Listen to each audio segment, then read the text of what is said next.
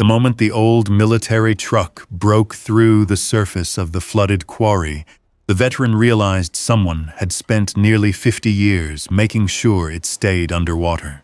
Mud and black water poured off the rusted vehicle as steel cables groaned across the quarry. Nathan's hands tightened around the winch controls. Beside him, his German shepherd stood rigid, staring at the truck's sealed cargo doors. Then a sharp metallic crack echoed through the valley. Nobody moved. Nobody spoke, because whatever had been hidden beneath that water was finally about to be seen. What do you think was inside the truck? The auctioneer's gavel came down with a sharp crack. For a fraction of a second, Nathan Brooks wasn't sitting in a county courthouse in West Virginia. He was somewhere else. Dust, heat, a radio screaming through static, the sound of an explosion rolling across an Iraqi street. His fingers tightened around the edge of the folding chair before his mind caught up with reality. County surplus auction, Thursday afternoon, rain tapping softly against old courthouse windows. Not Iraq, not anymore. Nathan loosened his grip and exhaled through his nose.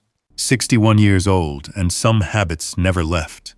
He sat in the back row, where he could see the entrance, the side hallway, and every person in the room without turning his head.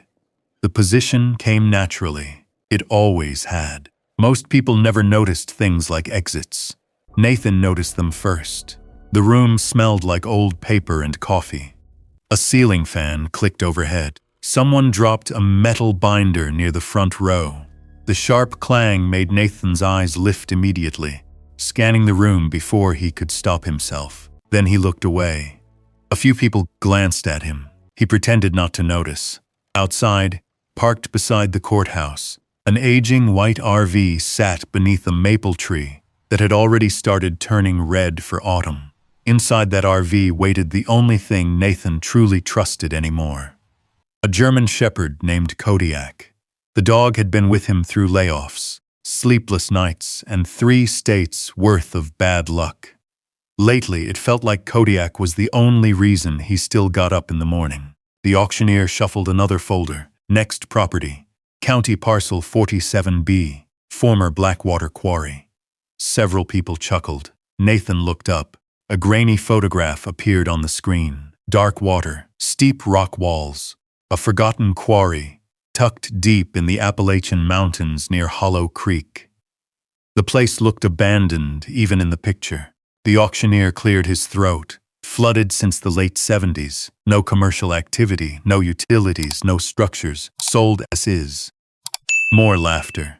Someone muttered, "Might as well buy a hole." Another voice answered, "A wet hole." The room laughed again. Nathan stared at the photograph. He wasn't sure why. Maybe it was because the place looked forgotten. Maybe because nobody wanted it. Maybe because lately he felt exactly the same. 3 months earlier, the sawmill had cut nearly half its workforce. Nathan's name had been on the list. 30 years of honest work. Gone in a 10-minute meeting. Since then, he'd been drifting. Odd jobs, temporary work, long drives. Too many nights staring at the ceiling of the RV while sleep refused to come. His savings account kept shrinking. His future kept shrinking with it. The auctioneer glanced around. Opening bid, 5,000. Silence. Nobody raised a paddle, the auctioneer sighed. 4,000. Nothing. Nathan kept staring at the image. Dark water, silent cliffs. A place everyone had given up on. Something about it pulled at him. The auctioneer dropped again. 3,000. A man in the front row laughed. "You'd have to pay me." More laughter. Nathan looked down at the folded paper in his hand. His remaining savings. A number he knew by heart. Not enough to start over. Not enough to retire. Barely enough to survive. The auctioneer was already moving on. Last call. 3,000. Nathan raised his paddle. The room became quiet. Heads turned. The auctioneer blinked. 3,000 from bidder 17. The silence lasted only a moment. Then came the whispers. "That's Brooks, the vet? What's he gonna do with a flooded quarry?" Nathan ignored them. No one else bid. The gavel came down. Sold. Just like that. The last thing he could afford now belonged to him. Outside, rain had stopped by the time Nathan walked toward the RV. Kodiak was already standing at the door before he opened it. The big shepherd stepped down and pressed his nose against Nathan's hand. Nathan scratched behind his ears. "Well, buddy," Kodiak watched him. "We own a quarry." The dog tilted his head. Nathan laughed quietly. It was the first real laugh he'd had in weeks. The drive to Hollow Creek took nearly 3 hours. The mountains grew taller as the daylight faded. Roads narrowed. Cell service disappeared. Pine forests closed around the highway. By the time Nathan reached the quarry entrance, the sun had slipped behind the ridgeline. An old rusted gate leaned sideways near the dirt road. The sign was barely readable. Blackwater Quarry. Nathan parked the RV near a flat clearing overlooking the water. Then he stepped outside. The quarry stretched below him, bigger than he expected. The water was dark, perfectly still. The cliffs rose around it like walls. No birds, no insects, no sound except the wind moving through distant trees. For a long moment, Nathan simply stood there, looking, listening.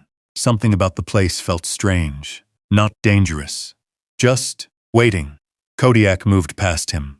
The shepherd walked toward the shoreline, slowly, deliberately.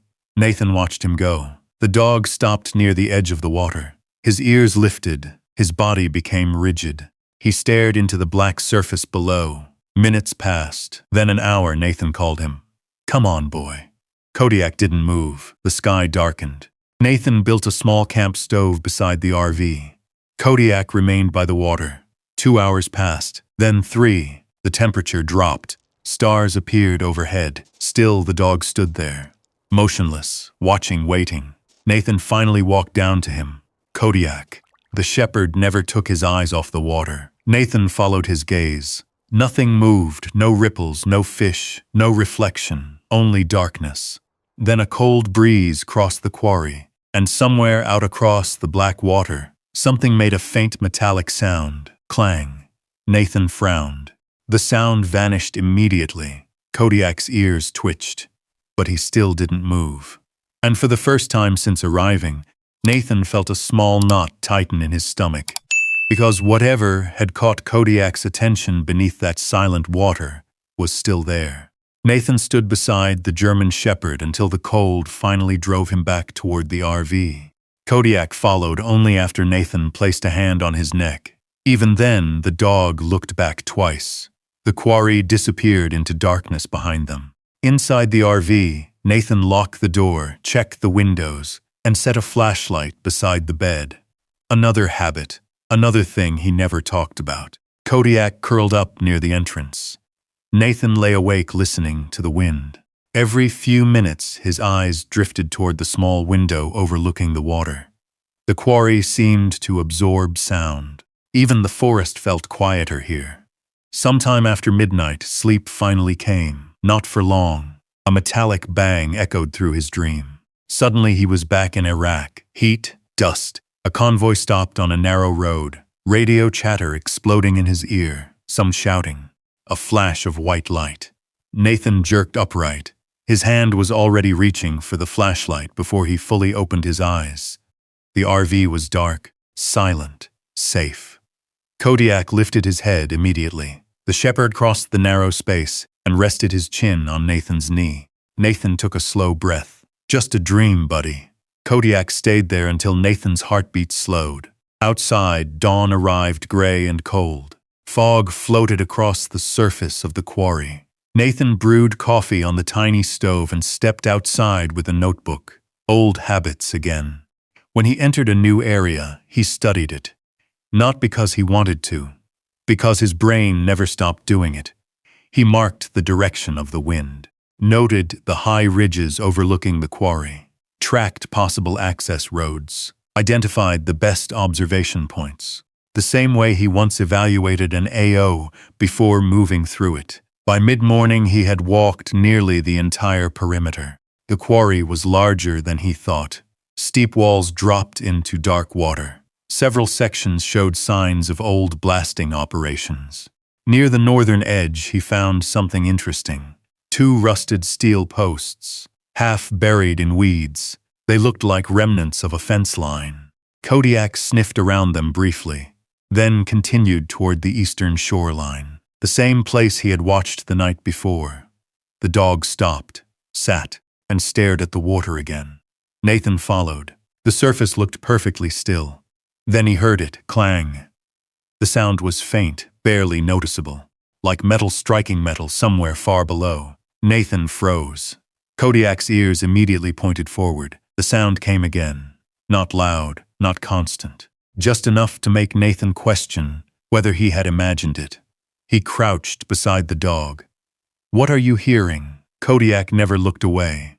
Nathan stared across the water for nearly a minute. Nothing moved. Yet the uneasy feeling returned. The same feeling he had experienced the night before.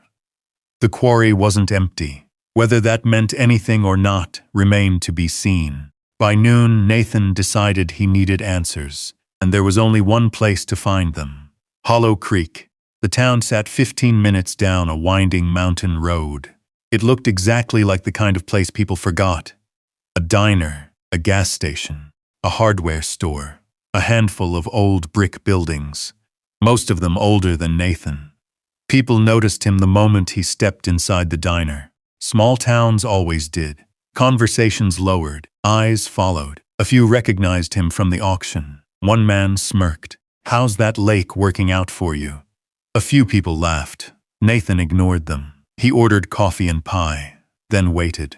Eventually, an elderly waitress nodded toward the back corner. "If you're asking about Blackwater Quarry, talk to Walter." Nathan followed her gaze. An old man sat alone near the window. Thin, white beard, weathered face, the kind of face carved by decades underground. Nathan carried his coffee over. "Walter Briggs?" The old man looked up. "Depends who's asking." "Nathan Brooks." Recognition appeared immediately. "The fellow who bought the quarry." Nathan nodded. Walter stared at him for several seconds, then motioned toward the empty chair. "Sit." Nathan sat with his back facing the wall. Another habit. Walter noticed, said nothing. Nathan unfolded the county survey map from his pocket. The moment Walter saw it, something changed. His expression hardened. Color drained slightly from his face. He stopped stirring his coffee. For a long moment he simply stared. Finally he leaned back. "Where'd you get that?" "County records." Walter kept looking at the map, not at Nathan. The map, as if it carried a memory he wished it didn't. "You worked there?" Nathan asked. 30 years. Walter's voice came quietly. "Started when I was 17. Nathan waited. Outside, a truck rolled past. Inside, the diner felt suddenly smaller. Walter tapped a finger against one section of the map, near the eastern shore. Exactly where Kodiak kept returning. Nathan noticed immediately. Walter noticed Nathan noticing. Neither spoke. Finally, Nathan asked, "What happened out there?" Walter looked toward the window. The mountains beyond town seemed very far away. "When I was young, men worked that quarry every day." Silence. Then one summer, everything changed. Nathan felt himself leaning forward. Walter's eyes returned to the map, then to Nathan. "You hear anything strange out there yet?" Nathan hesitated. "A metal sound." Walter nodded slowly, as if he'd expected that answer. Then he folded the map closed. His hands weren't shaking, but they were tight, very tight. And when he finally spoke, his voice dropped low enough that nobody else in the diner could hear. "Back in 1978, Walter said, a military truck drove down into that quarry." Nathan felt a chill run through him. Walter held his gaze. It never came back out. The old man fell silent. And for the first time since buying Blackwater Quarry, Nathan realized the mystery beneath that dark water might be far bigger than he imagined. Walter Briggs stared into his coffee for a long moment. The noise of the diner seemed distant now. A waitress laughed near the counter. Silverware clinked against ceramic plates. Life went on around them. But at their table, the air felt heavier. Nathan waited. Years in the military had taught him something important. People told you more when you stopped talking. Eventually, Walter sighed. It happened in August of '78. His voice was barely above a whisper. 3 military trucks came through Hollow Creek. Nathan leaned forward. They didn't stop? Walter shook his head. No, drove straight to the quarry. Outside, clouds drifted over the mountains. The sunlight faded behind them. Walter continued. None of us knew why they were there. Back then, the quarry was still operating. Men worked 12-hour shifts. Good men. He paused. Then the military showed up. What happened? Walter rubbed a hand across his beard. They cleared everybody out. Nathan frowned. Everybody? Everybody. The old man's eyes narrowed at the memory. No explanation, no warning. They just told us to leave. Nathan studied him. What happened after that? Walter looked toward the window again. 3 days later, the quarry shut down. Nathan said nothing. 2 weeks later, Walter continued, they flooded it. A chill crept through Nathan's chest. On purpose, Walter nodded. On purpose. The old miner pushed back from the table. I've spent 40 years trying to forget that place. Then he looked directly at Nathan. You should do the same. Nathan drove back toward the quarry under a gray afternoon sky.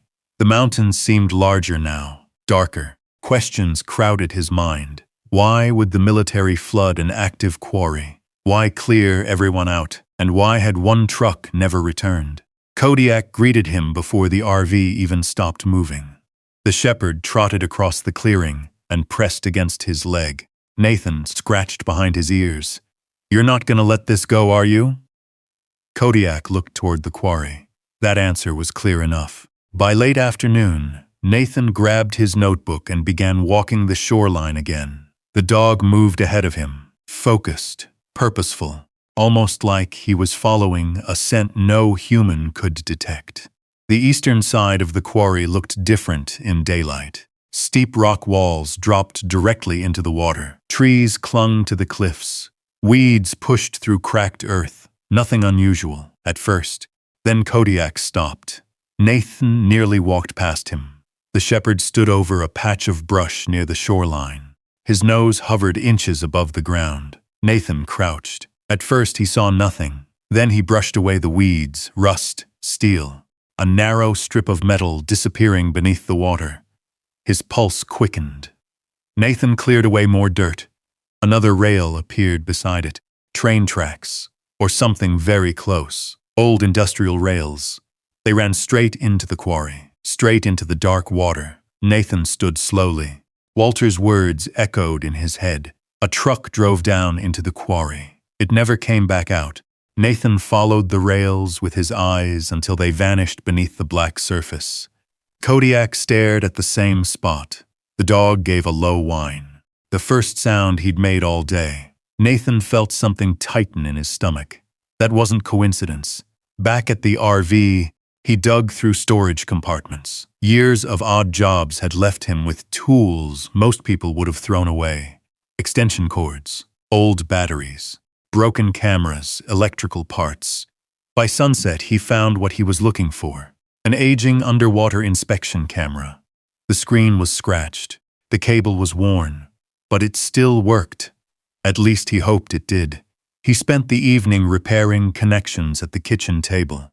Kodiak watched from the floor, occasionally lifting his head whenever Nathan muttered to himself.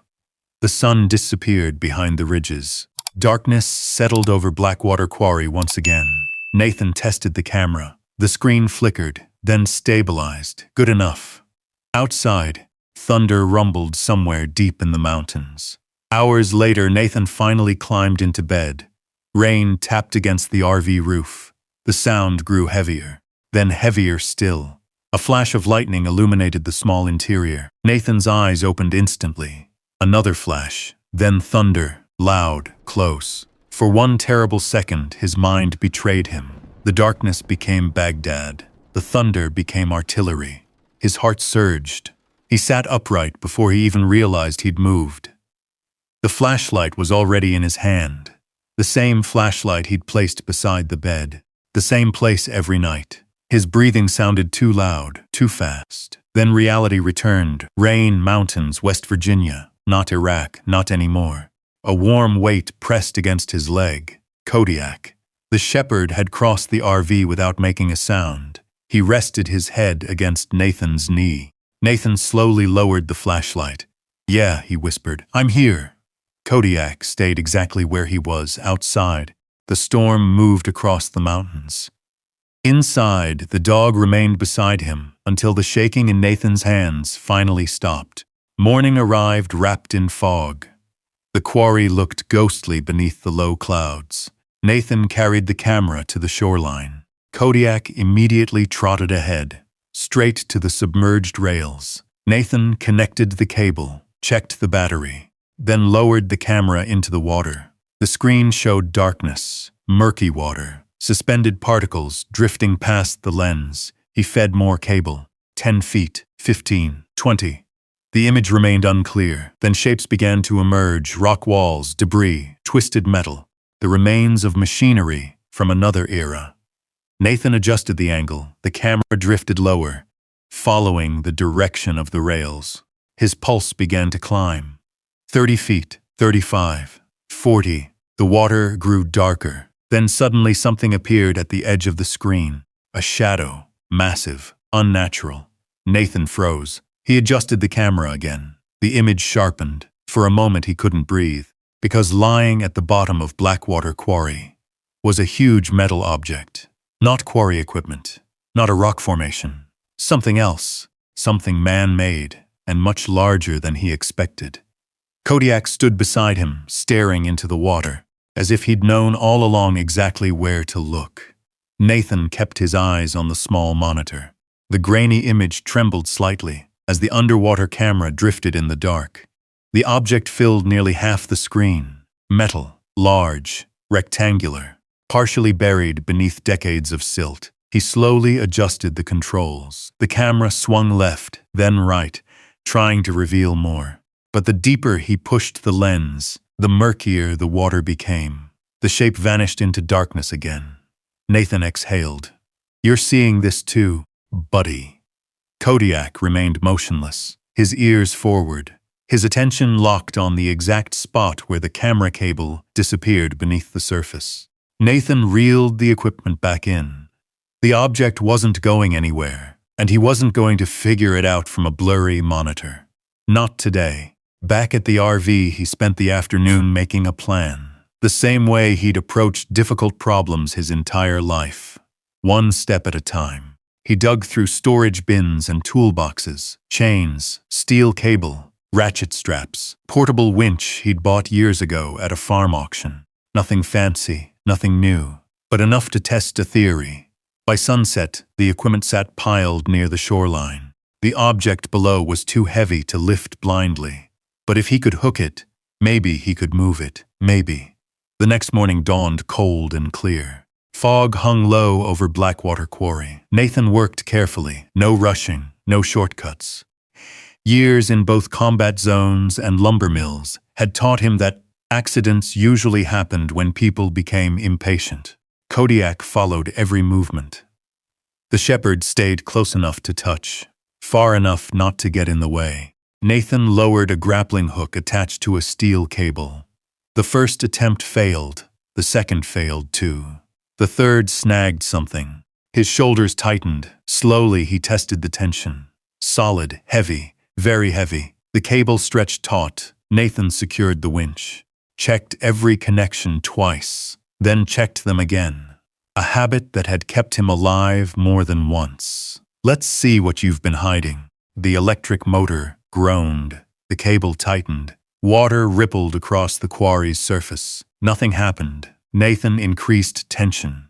Still nothing. The object refused to move. Then suddenly, the water exploded. A violent burst of trapped gas erupted from below. A white column shot upward. The cable snapped tight like a rifle shot. Wham! The steel line jerked sideways. Nathan never saw it coming. The force ripped through the system. The winch lurched. The anchor shifted, and Nathan lost his footing. 1 second he stood on solid ground. The next he was sliding down loose gravel toward the steep shoreline. Instinct took over. His body reacted before his mind did. "Break contact." The words exploded from him. A battlefield command, 20 years old, still living somewhere deep inside his bones. Rock and dirt rolled beneath him. The water rushed closer. Too close. Nathan grabbed for anything, missed. The slope dropped sharply toward the quarry. Then something slammed into him. Kodiak. The shepherd launched himself down the embankment. His jaws caught the back of Nathan's jacket. The force nearly pulled the dog off balance too, but Kodiak dug in, claws scraping stone. Muscles straining. Nathan managed to grab a tree root. For several terrifying seconds, neither moved. Then the slide stopped. Silence. Only heavy breathing. Nathan stared at the black water less than 6 feet away. His heart hammered against his ribs. Kodiak still held the jacket, refusing to let go. Finally, Nathan sat up. The dog released the fabric immediately. Nathan laughed once. The sound came out shaky. Good catch, partner. Kodiak pressed against him, as if making sure he was still there. Nathan rested a hand on the dog's neck. For a moment, neither moved. The wind swept across the quarry. The water settled again. But something had changed. The violent burst had disturbed decades of mud. The surface near the cable had cleared slightly. Nathan followed the line with his eyes. Something dark now protruded from beneath the water. Metal, angular, different from the surrounding debris. He climbed carefully back to higher ground. The winch remained intact. The cable remained attached. Whatever was down there had not broken free, but a piece of it was now visible. Nathan retrieved a pair of binoculars from the RV. He studied the exposed section. Rust covered most of it. Years underwater had taken their toll. Yet one detail stood out, a straight edge. Not quarry machinery, not industrial equipment. Something else. Nathan stared for several moments. Then realization crept slowly across his face. He lowered the binoculars. No! He lifted them again, studied the shape more closely. The corner, the thickness, the construction. Years ago, he'd seen dozens of military transport vehicles. Enough to recognize certain details. Even damaged, even rusted. His stomach tightened. The exposed metal didn't belong to a crane, or an excavator, or any quarry machine. It looked like part of a military vehicle, a large one. Nathan looked toward the water, then toward the distant mountains. Suddenly, Walter Briggs' story no longer sounded like an old man's fading memory. 3 military trucks. One never came back out. The quarry flooded 2 weeks later, and now something military sat at the bottom of Blackwater Quarry. Kodiak stepped beside him again. The shepherd stared across the water, watching. Waiting, Nathan followed his gaze. For the first time, the quarry no longer felt abandoned. It felt hidden, and whatever lay beneath that dark water had just given him the first real clue. The truck Walter remembered might still be down there, waiting exactly where it had been left. For nearly half a century, Nathan barely slept that night. The image from the camera kept replaying in his mind. The exposed corner of rusted metal, the shape, the proportions, the unsettling possibility that Walter Briggs had been telling the truth all along. Around midnight, he stepped outside the RV. The mountains were silent beneath a blanket of stars. Blackwater Quarry lay motionless below, a dark mirror surrounded by stone. Kodiak stood beside him. The shepherd's ears twitched occasionally, tracking sounds Nathan couldn't hear. Nathan folded his arms against the cold. He had spent years in places where danger announced itself with noise. This place was different. Its silence felt deliberate. The next morning, he drove into Hollow Creek for supplies. The hardware store sat across from the diner. Old brick, wooden floors, the kind of place where everybody knew everybody. Nathan bought additional cable, heavy-duty shackles, and a new pair of work gloves. As he stepped outside carrying the supplies, a polished black pickup rolled into the parking lot. The truck looked expensive enough to buy half the town. A man climbed out, mid-50s, broad shoulders, pressed, flannel shirt, confident smile that never reached his eyes. Nathan recognized him immediately. He'd seen the man at the auction, watching, listening, calculating. The man extended his hand. Cliff Mercer. Nathan shook it, firm grip, too firm. The kind of handshake meant to establish dominance. "Nathan Brooks, I know who you are."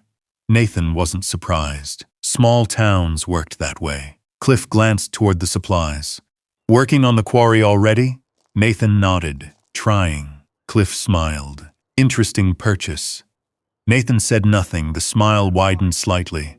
"I'll get straight to the point." There it was. Nathan had been waiting for it.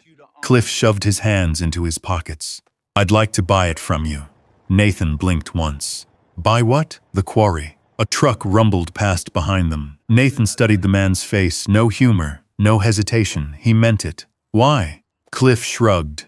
"Business opportunity. You own a mining company. I own several businesses." Nathan waited. The answer wasn't enough. Cliff knew it. "I'll pay 3 times what you spent." Nathan looked at him carefully. Most people would have jumped at the offer. 3 times the money. Quick profit. Problem solved. Instead, a warning bell started ringing somewhere in the back of his mind. Years of military service had taught him something. People rarely paid extra for worthless things. "What exactly do you want with a flooded quarry?" Nathan asked. Cliff's smile thinned. "Just making an offer." Nathan shook his head. "No." The word landed harder than expected. For a second, something flashed behind Cliff's eyes. Gone almost immediately. Then the smile returned. "Think about it." "I already did." The 2 men stood facing each other. Neither moved. Finally, Cliff laughed softly. "Suit yourself." Then he climbed back into the truck and drove away. Nathan watched until the vehicle disappeared around a curve. Something about the encounter bothered him. Not what Cliff said, what he didn't say. Back at the quarry, Kodiak met him at the RV. The shepherd immediately sniffed the truck tires. Then the bumper. Then Nathan's gloves. Nathan scratched behind his ears. "You don't like him either, huh?" Kodiak looked toward the road. A low rumble vibrated deep in his chest. Not a bark, not a growl. Something in between. Nathan froze. Kodiak almost never reacted to strangers. The dog had met hundreds of people. Most received little more than a curious glance. This was different. Nathan watched the road disappear into the trees. The uneasy feeling returned. By late afternoon, he resumed work. The cable remained attached to the submerged object. He spent hours reinforcing the anchor system, measuring loads, checking tension, studying the shoreline. Every now and then he caught Kodiak staring toward the woods, watching, listening. The shepherd's attention never relaxed completely. As dusk settled across the mountains, Nathan cooked dinner outside. The quarry reflected the fading sky. Purple, orange, gold. For a brief moment it looked beautiful. Then darkness arrived. Nathan locked the RV, checked the windows, turned off the lights. Kodiak settled near the door. The familiar routine. Sometime after midnight a sound woke him. Not loud, just enough. Crunch. Nathan's eyes opened instantly. Silence, then another sound. A footstep. Outside, Kodiak was already standing. The fur along his neck raised. A low growl rolled through the RV. Nathan grabbed the flashlight. His heart remained steady. Years ago, adrenaline would have surged. Now everything slowed down instead. He moved quietly to the window, looked out. Nothing. Darkness. Trees. Then movement. A shadow slipping between the pines. Nathan opened the door. Kodiak exploded forward. The shepherd sprinted into the darkness. A shout echoed somewhere beyond the clearing. Then another. More than one person. Nathan listened. Branches snapped. Footsteps retreated through the woods. A vehicle engine roared to life in the distance. Gone. Kodiak returned minutes later. Breathing hard. Alert.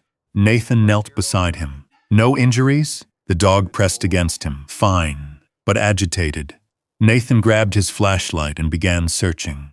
The clearing looked normal, until he reached the shoreline. His beam swept across the dirt, then stopped. Footprints, several of them, fresh. Nathan crouched, measured stride length, examined depth, direction. The same habits he'd used years ago tracking movement across desert roads. 2 people, possibly 3, one heavier than the others, boots, not hikers, not teenagers. The tracks led directly toward the cable system. Nathan followed them. His stomach tightened. Someone had been standing near the anchor point, watching it, maybe planning to tamper with it, maybe already had. Then he noticed something else. The tracks continued along the shoreline, toward the eastern edge of the quarry, toward the exact place where Kodiak always stopped, the exact place where the submerged rails vanished beneath the water. Nathan slowly stood. The night wind swept across Blackwater Quarry. Below him, the dark water remained perfectly still. But someone besides Nathan suddenly seemed very interested in what lay beneath it, and that made the mystery far more dangerous than before. Nathan didn't go back to sleep. The footprints remained clear in his mind long after dawn arrived. Someone had crossed private property in the middle of the night. Someone had gone straight to the shoreline, and someone had stopped exactly where the submerged rails disappeared into Blackwater Quarry. That wasn't curiosity. That was knowledge. By sunrise, fog drifted across the water like pale smoke. Nathan stood beside the cable system with a mug of coffee in one hand and binoculars in the other. Kodiak remained unusually alert. The shepherd kept checking the tree line. Every few minutes, his ears would lift towards some distant sound, then settle again. Nathan trusted those instincts. Over the years, he'd learned something simple. When Kodiak paid attention, it usually meant he should too. The cable still held. The anchor system looked untouched. Whoever had visited during the night hadn't succeeded, at least not yet. Nathan spent the morning strengthening everything. New shackles, additional support lines, backup anchors. Nothing fancy, just careful work, the kind that came from years of solving problems with whatever was available. By noon, he was ready to try again. The winch groaned under tension. The cable stretched tight. Water churned near the center of the quarry. Slowly, very slowly, something moved. Nathan saw it first as a disturbance beneath the surface, then a shape, dark, angular, heavy. The object shifted only inches, but it shifted. A good sign. He adjusted the tension. The cable vibrated. The winch complained. The object rose slightly higher. Suddenly, a section broke free from the mud. A rusted slab of steel emerged from the water. Not much, just a corner, but enough. Nathan grabbed the binoculars. The metal glistened under decades of rust and mineral deposits. Something was attached to it, a plate, or a marking. He couldn't tell. Not from this distance. The cable strained again. Nathan stopped. If he pushed harder, he risked losing everything. He needed another angle, another approach. A few minutes later, he climbed down a narrow ledge near the shoreline. Kodiak followed close behind. The exposed metal sat only 15 feet from shore now, closer than ever before. Nathan studied it. His pulse quickened. Because it wasn't random debris. It was part of a door, a thick steel door, military grade by the look of it. One corner remained above the surface, just enough for him to reach, carefully, slowly. He extended a pole, hooked the edge, pulled. The rusted section drifted toward him. Water poured from its surface, mud slid away, and then Nathan saw it, a symbol, faint, nearly erased by time, yet still recognizable. The moment he saw it, everything inside him stopped. His hand froze, his breathing changed. Not because he feared it, because he knew it. The emblem showed an eagle. 3 stars. A shield beneath. Nathan stared. The mountains disappeared. The quarry disappeared. For a brief moment, he wasn't standing in West Virginia. He was 10 years old again, sitting at the kitchen table, watching his father clean out an old wooden chest. Inside that chest sat military documents, engineering manuals, photographs, and one metal plaque carrying the exact same symbol. Harold Brooks, his father.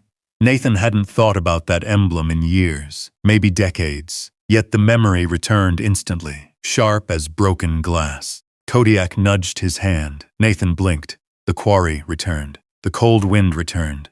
Reality returned. He stepped back slowly. No, the word escaped before he realized he'd spoken. That wasn't possible.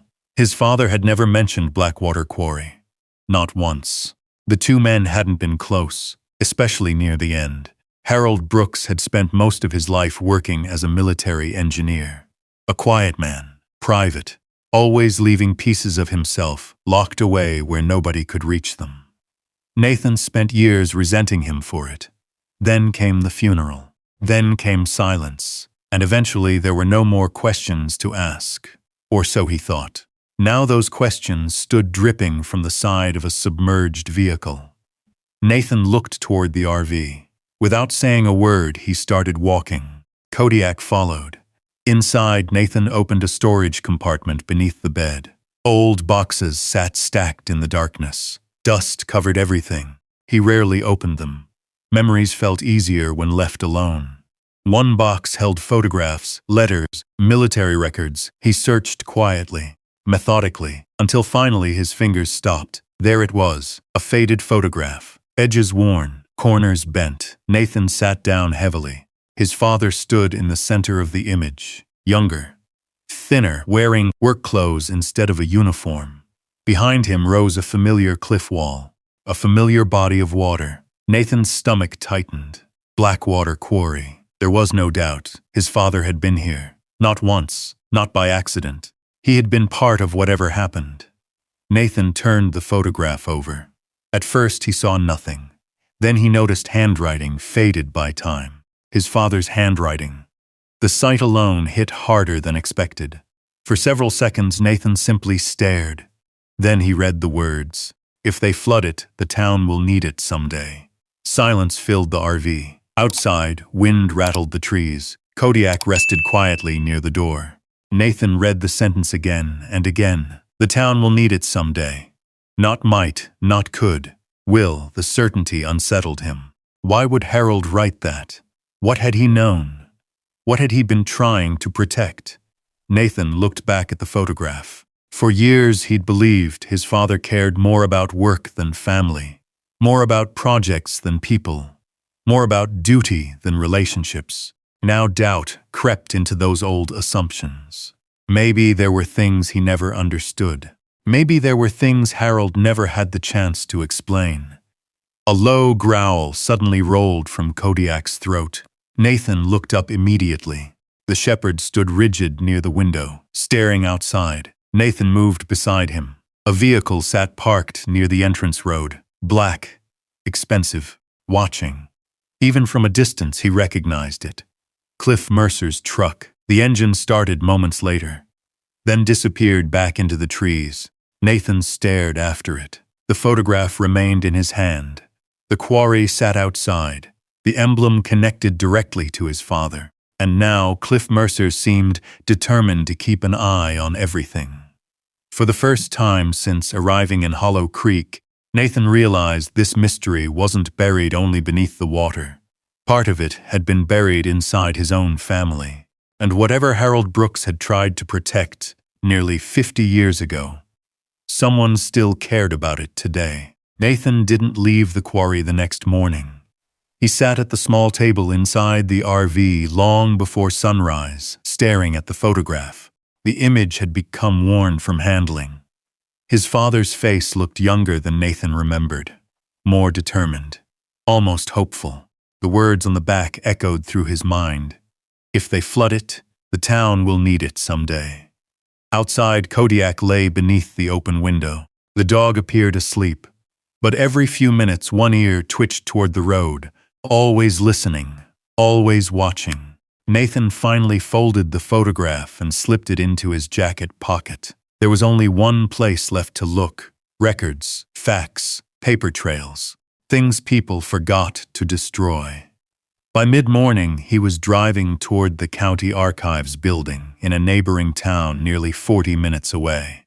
The mountains rolled past beneath a gray sky. Kodiak sat in the passenger seat watching the road. The archives occupied the basement of an old courthouse. Dusty shelves stretched from floor to ceiling. Boxes filled with forgotten reports, property maps, survey records, mining permits. The smell of old paper hung in the air. A woman in her early 30s sat behind a desk near the back. Brown hair pulled into a ponytail, reading glasses, stacks of engineering journals. She glanced up as Nathan entered. Can I help you? Nathan removed his cap. I'm looking for information about Blackwater Quarry.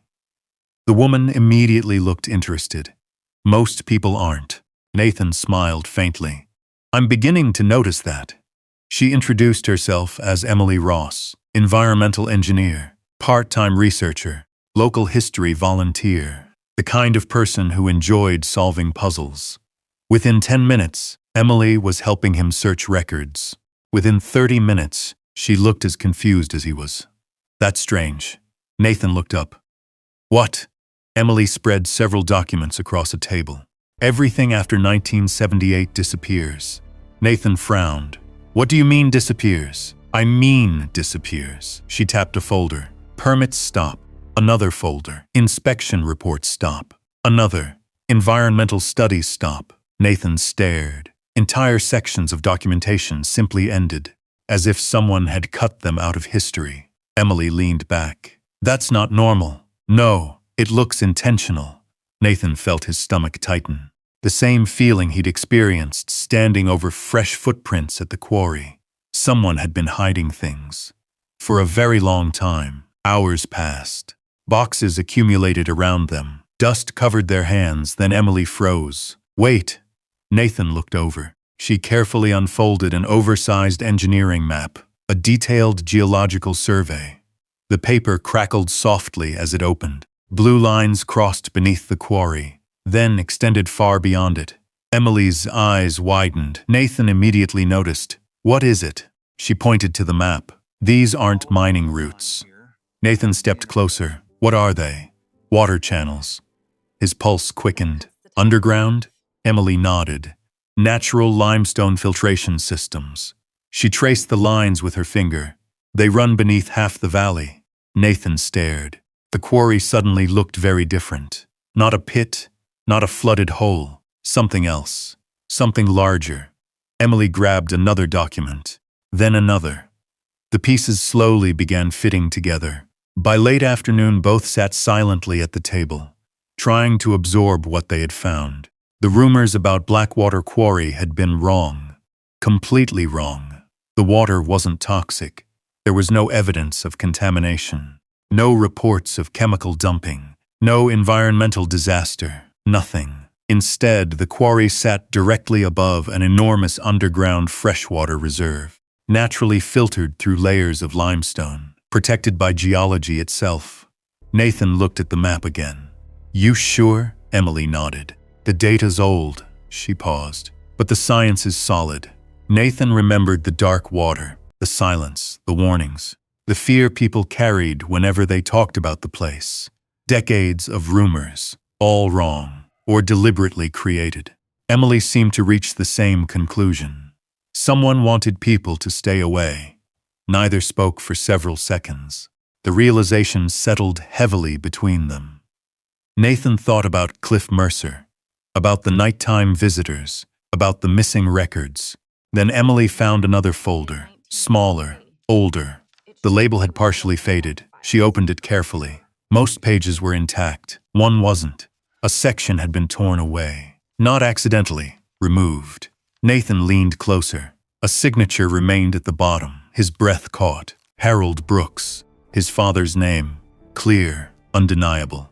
Nathan stared at the page. The room seemed suddenly quieter. The signature looked familiar. He had seen it on military forms, Christmas cards, old letters. Now it sat attached to a project someone had tried to erase. Emily looked between the document and Nathan. You know him? Nathan nodded slowly. My father. Emily blinked. For a moment she seemed unsure what to say. Then she looked back at the missing section. The torn page, the hidden records, the underground water system, the military involvement, the flooded quarry, and Harold Brooks' signature. Nathan felt something shift deep inside him. For years, Blackwater Quarry had been a mystery. Now it was becoming personal, very personal. Outside, evening shadows stretched across the mountains. Inside the archive room, Emily carefully slid the document into a protective sleeve. Nathan looked once more at his father's signature, then at the missing page. Someone had removed part of the truth, but not all of it. And for the first time since arriving in Hollow Creek, Nathan felt something stronger than curiosity. Hope, because whatever Harold Brooks had been working on, it wasn't buried as deeply as someone had intended. And piece by piece, it was beginning to surface. The drive back to Blackwater Quarry felt different. The mountains were the same. The winding roads were the same. But Nathan no longer saw the quarry as a mistake he had bought at an auction. Now it looked like the center of a story someone had spent decades trying to erase. Kodiak sensed the change. The German shepherd sat quietly beside him during the drive, occasionally lifting his head whenever another vehicle appeared in the mirror. Old habits. Both of them had learned to pay attention. By the time they reached the quarry, the sun was dropping behind the ridges. Long shadows stretched across the water. Nathan walked the shoreline while reviewing everything he had learned from Emily. Underground water reserves, missing records, his father's signature, the torn pages, nothing fit together yet, but the pieces were finally visible. Near the eastern shore, Kodiak suddenly stopped. His ears snapped forward. Nathan immediately noticed. The dog wasn't looking at the water this time. He was looking toward the woods. Nathan followed his gaze. Nothing, just trees. Still, he felt that familiar sensation crawling along the back of his neck, the feeling that someone was watching. Years earlier, during patrols outside Fallujah, that feeling had saved lives. He never ignored it. As darkness settled over Blackwater Quarry, Nathan checked the winch system one more time. The cable remained attached to the submerged vehicle. Everything appeared secure. He locked the tools away and returned to the RV. Rain clouds gathered over the mountains. The wind picked up.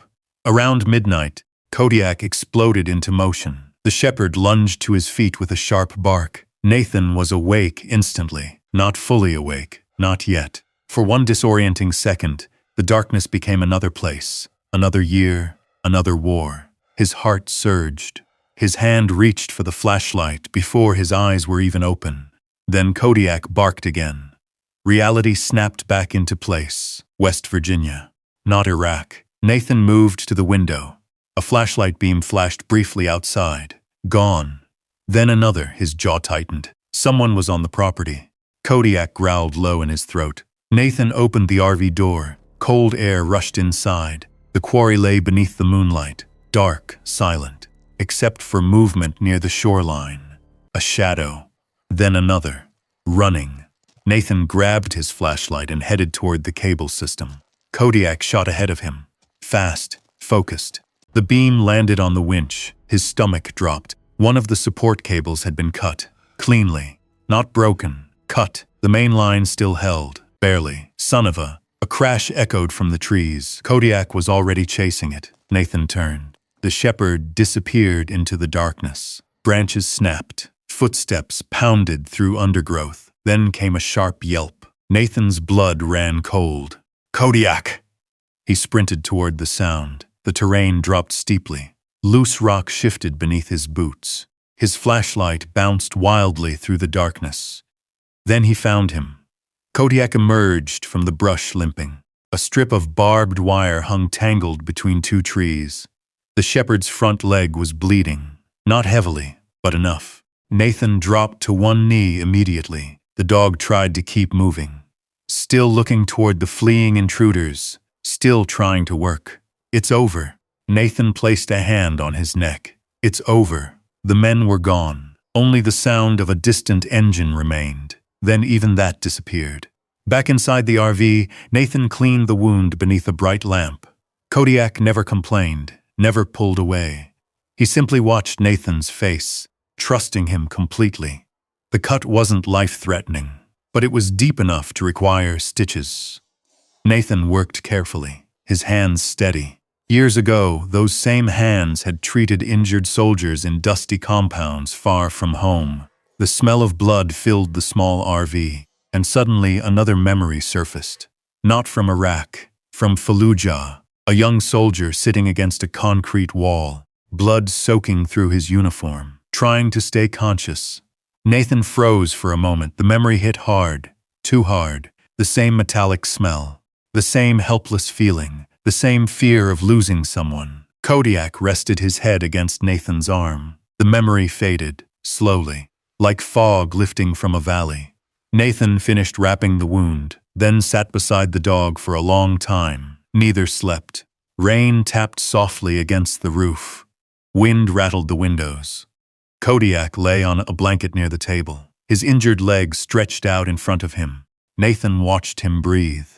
Every rise and fall of the dog's chest brought relief. Someone had tried to sabotage the recovery. Someone had entered the property, and now Kodiak was hurt because of it. Outside, Blackwater Quarry remained hidden beneath darkness. The submerged vehicle still waited below. The missing records still existed somewhere, and whoever wanted the truth buried was becoming desperate. Nathan looked toward the sleeping shepherd. A fresh bandage wrapped around the leg that had carried him through every hardship of the last few years. For the first time since arriving at Blackwater Quarry, the mystery was no longer the thing keeping him awake. It was the realization that someone might be willing to hurt the only family he had left. And that changed everything. The rain stopped shortly before dawn. Nathan never went to bed. He sat beside Kodiak through the night, occasionally checking the bandage wrapped around the shepherd's injured leg. Every time he looked away, Kodiak looked back, as if reassuring him. Still here, still fighting. By sunrise, the clouds had broken apart. Cold mountain light spilled across Blackwater Quarry. Nathan stepped outside carrying a cup of coffee. The water below reflected the sky for the first time in days. Beautiful, peaceful, completely at odds with everything hidden beneath it. Kodiak limped out beside him. Not badly, but enough to make Nathan wince. "You should be resting." The shepherd ignored him and continued toward the shoreline. Same spot, same focus. Nathan shook his head. Stubborn, just like his owner. An hour later, a pickup truck rolled into the clearing. Walter Briggs climbed out first. The old miner moved slowly, but his eyes remained sharp. Behind him came another vehicle. Emily Ross stepped out carrying rolled maps and a tablet full of notes. She looked at Kodiak's bandaged leg. "What happened?" Nathan glanced toward the woods. "Somebody didn't want us working out here." Walter's expression darkened immediately. Neither man needed to say Cliff Mercer's name. The possibility hung between them anyway. Emily looked toward the quarry. "You still planning to bring it up?" Nathan nodded. More than ever. For the next several hours, they worked. Walter brought additional chains. Emily helped calculate safe load limits. Nathan rebuilt the damaged anchor system from scratch. Every connection was checked twice, every cable inspected. Years ago, before missions, Nathan had watched mechanics perform similar rituals around military vehicles. No shortcuts, no assumptions. Lives depended on details. By noon, 2 more trucks arrived, both driven by local veterans Walter had called the night before. Men with gray hair, weathered faces, bad knees, and the quiet competence that came from decades of solving difficult problems. Nobody asked many questions. They simply got to work. The atmosphere changed. For the first time since arriving at Blackwater Quarry, Nathan wasn't alone. The winch system now stretched across multiple anchor points. Heavy steel cables disappeared beneath the water. The submerged vehicle remained invisible, waiting. Nathan glanced toward Kodiak. The shepherd rested near the shoreline. Leg injured, eyes alert. Watching everything, Walter checked his watch. "Ready?" Nathan looked across the team, then nodded. "Let's do it." The winch motors engaged. Steel groaned. The cables tightened. Nothing happened. Then slowly, very slowly, the water began to move. Ripples spread across the quarry. The tension increased. One cable vibrated, another creaked. Emily watched the load gauge. Still good. Nathan never took his eyes off the water. The submerged object shifted. A swirl of dark mud rose from below, then another. Something enormous was moving. Walter stepped closer. "Come on." The quarry seemed to hold its breath. The cables tightened further. Then suddenly a section of rusted metal broke the surface. Water poured from it. Gasps erupted behind them. More emerged. A roof, a side panel, a shattered windshield frame. The crowd gathering along the ridge grew silent. Word had spread through Hollow Creek. People had come to watch, some curious, some skeptical, some hoping Nathan would fail. Nobody spoke now, because what was rising from the quarry was unmistakable. A military truck, large, heavy, ancient, half covered in rust. The vehicle emerged inch by inch like a ghost returning from another era. Water cascaded from every surface. Mud slid from the doors. The steel frame groaned beneath decades of pressure. Nathan felt his pulse hammering. Walter stood frozen, his eyes wide. My God. The old miner's voice cracked. It really was there. Nearly 50 years, buried beneath the quarry, hidden from everyone. And now it sat beneath the afternoon sun once again. The final pull brought the vehicle onto the rocky shoreline. The winches stopped. Silence followed. Nobody moved. Nathan walked forward slowly. The military markings had mostly vanished. Rust covered nearly everything. But the shape remained recognizable. Real. Not a rumor, not a story, real. Kodiak stood beside him despite the injured leg. The shepherd sniffed the air, then approached the vehicle. His nose stopped near the rear cargo compartment. Nathan noticed immediately. The dog sat down, looking directly at the back doors. A familiar signal. The same signal he had used countless times before. Nathan stared at the compartment. The doors remained sealed. Walter stepped closer. You think there's something inside? Nathan didn't answer. His hand rested against the cold metal. The steel felt strangely solid, preserved, almost protected. Emily brushed mud away from one section. What were people willing to sabotage equipment for? Nobody replied. Because they all knew the answer. Whatever was inside. The entire mystery pointed there. The missing records, the military presence, Harold Brooks, the flooding of the quarry. Everything. Nathan took a slow breath, then reached for the locking mechanism. It resisted. Decades underwater had fused parts together. He grabbed a pry bar, worked carefully. The crowd watched, silent, waiting. Finally, the rusted latch gave way with a loud crack. The sound echoed across the quarry. Nathan looked at Walter, then Emily, then Kodiak. The shepherd never took his eyes off the compartment. Nathan pulled one door open. A stale breath of air escaped from within. Darkness filled the interior. For a moment, nobody could see anything. Then Nathan aimed a flashlight inside, and immediately felt every expectation collapse. No gold, no weapons, no hidden fortune. No government secrets packed in steel crates. Instead, stacked neatly inside the truck were rows of waterproof containers. Boxes, dozens of them. Sealed, labeled, protected. Waiting. Nathan stepped closer. His flashlight illuminated faded writing on the nearest container. Documents. The crowd behind him murmured in confusion. But Nathan felt something very different. Because somehow this felt bigger than treasure. Much bigger. And as he stared into the back of the recovered vehicle, he realized the truth. Buried beneath Blackwater Quarry had finally begun to surface. Not in the form anyone expected, but exactly in the form Harold Brooks had intended. The crowd gradually drifted away as evening settled over Blackwater Quarry. Most had arrived expecting treasure, gold, weapons, something dramatic. Instead, they had found boxes full of documents. To them, that seemed disappointing. To Nathan, it felt like the beginning. By sunset, only a handful of people remained: Walter, Emily, the two local veterans, and Kodiak. The German shepherd lay beside the recovered vehicle, his bandaged leg stretched carefully in front of him, exhausted, but unwilling to leave. The first waterproof container sat open on a folding table outside the RV. Nathan carefully removed a stack of folders. The papers were yellowed but remarkably preserved. Engineering reports, geological surveys, water studies, detailed maps. Emily scanned page after page beneath a portable lantern. The deeper they looked, the clearer the truth became. Blackwater Quarry had never been abandoned because it was dangerous. It had been abandoned because someone wanted it forgotten. Around midnight, Walter finally headed home.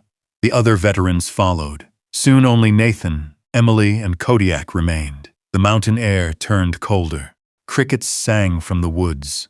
Lantern light flickered across stacks of documents. Then Emily stopped turning pages. Nathan looked up. "What is it?" She slid a folder across the table. The cover carried Harold Brooks' name. Nathan's chest tightened. For a moment he simply stared. His father's handwriting covered the front. Neat, precise, familiar.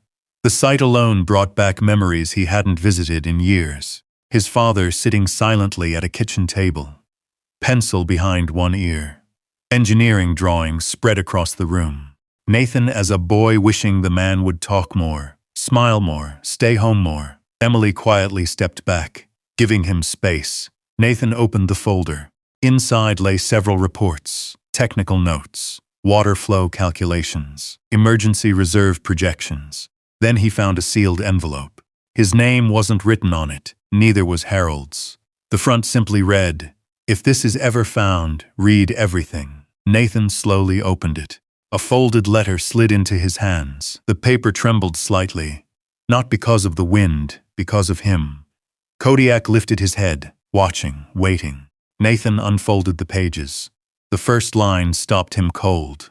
"To whoever finally brings this truck back to the surface." Not a government report, not a technical memo, a personal letter. Nathan continued reading. The lantern light reflected in his eyes, word by word, line by line. The world around him disappeared. Harold wrote about the project, about the underground water system beneath Hollow Creek, about the years spent studying the valley, the natural limestone filtration, the emergency reservoir hidden beneath the mountains. Then came the part Nathan hadn't expected. The project had been shut down, not because it failed, because certain people wanted access to the land. Mining interests, developers, investors, the underground reserve stood in their way. Harold and several others fought to protect it. They lost. Funding vanished. Records disappeared. Pressure mounted. The project was ordered closed. Nathan swallowed hard. The words blurred briefly before coming back into focus. Then he reached the final pages, and everything changed. Harold admitted he had hidden the records inside the military vehicle himself, not to conceal the truth, to preserve it. He believed someone would eventually return.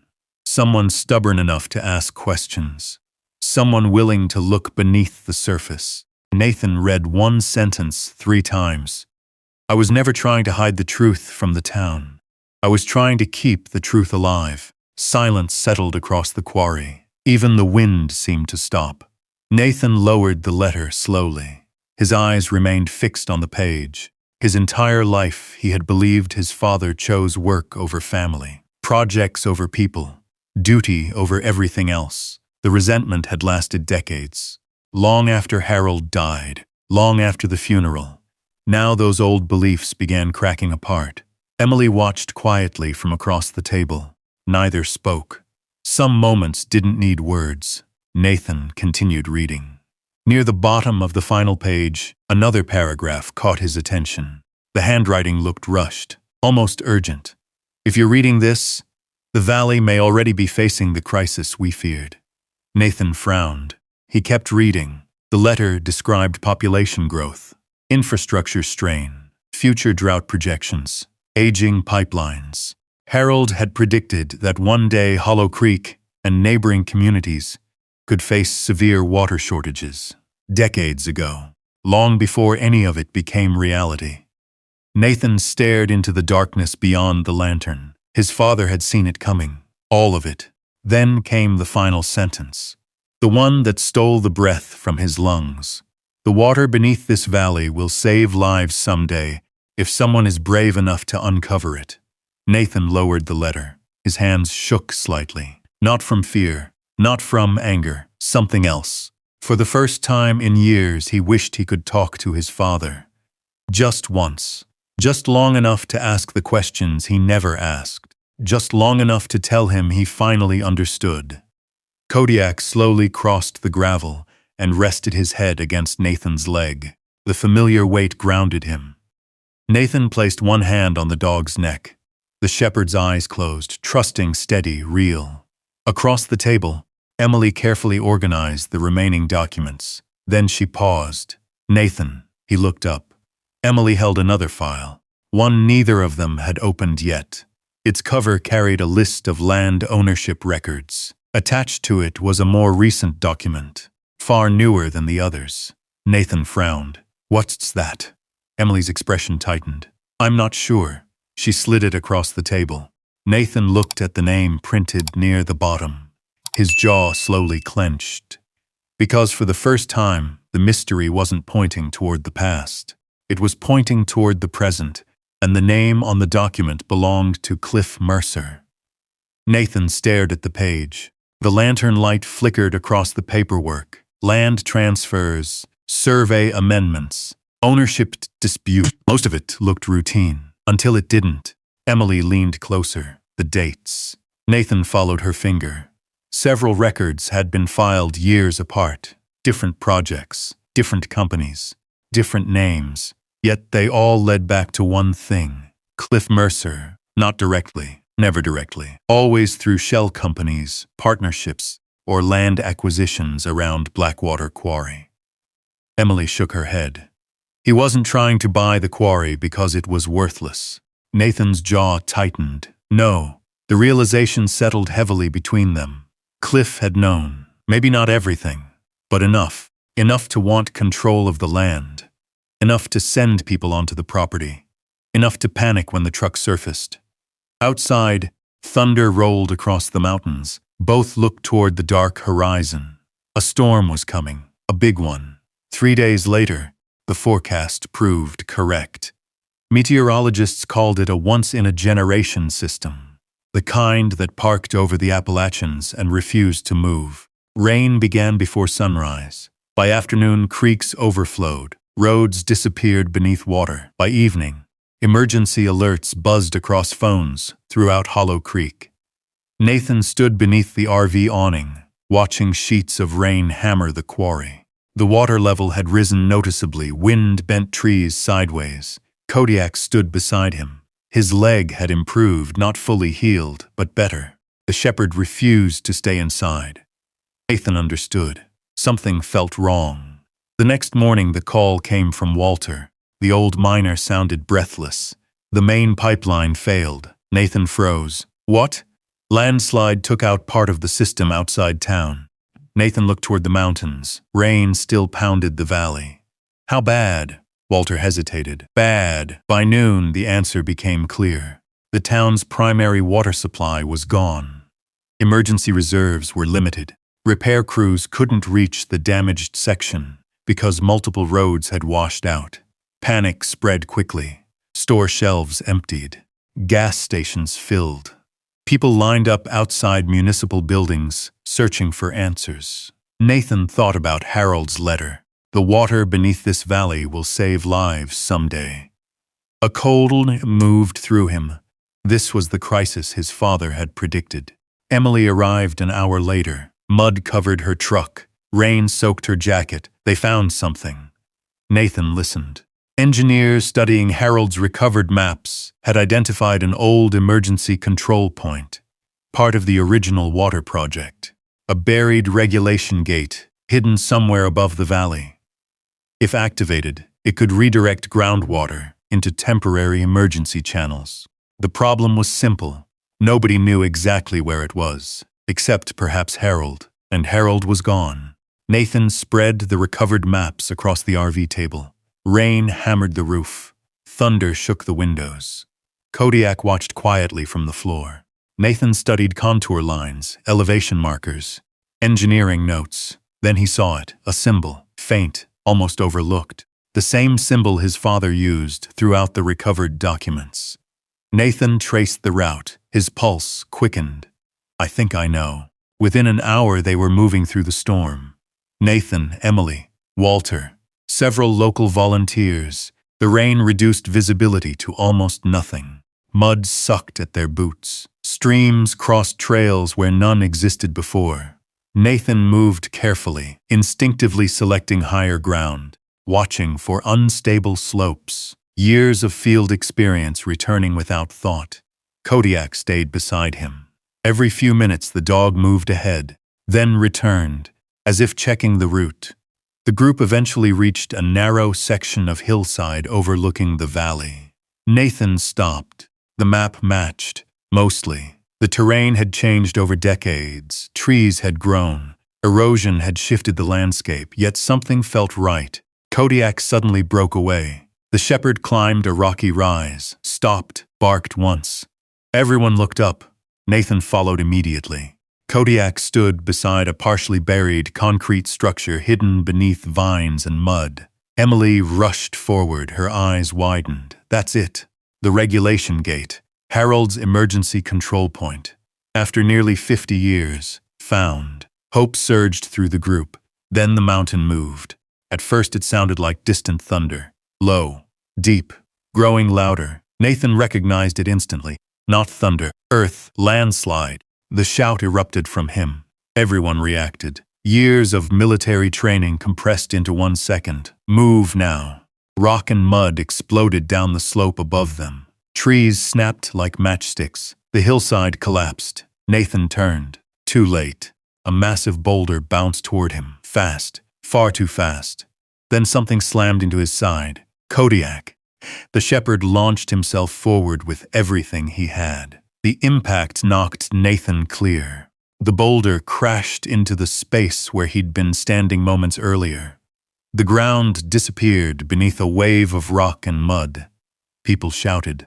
Debris thundered through the trees. Nathan rolled hard. Pain shot through his shoulder, then silence. Rain, breathing chaos. Nathan pushed himself upright. His eyes searched immediately. Kodiak, no answer. The volunteers were climbing to their feet. Walter bleeding from a cut above one eye. Emily covered in mud. Everyone alive. Everyone except Kodiak! Nathan scrambled across the debris field. Panic surged through him. Real panic. The kind he hadn't felt in years. The kind that ignored reason. Ignored training. Ignored everything.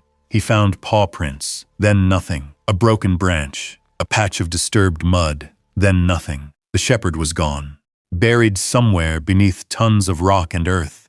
Nathan stood motionless in the rain, his chest rising and falling, the storm roaring around him. Below the regulation gate waited. The town waited. Thousands of people needed the water his father had fought to protect. But at that moment, Nathan couldn't think about any of it, because somewhere beneath the landslide was the dog who had saved his life. Again. And for the first time since they met years ago, Nathan couldn't see him, couldn't hear him, couldn't find him. Only rain fell across the mountains, and the terrible possibility that Kodiak might never come home. Nathan. Emily's voice sounded distant, muted, as if coming from another world. Nathan barely heard her. He stood in the middle of the debris field, rain running down his face, staring at the place where the landslide had swallowed his dog.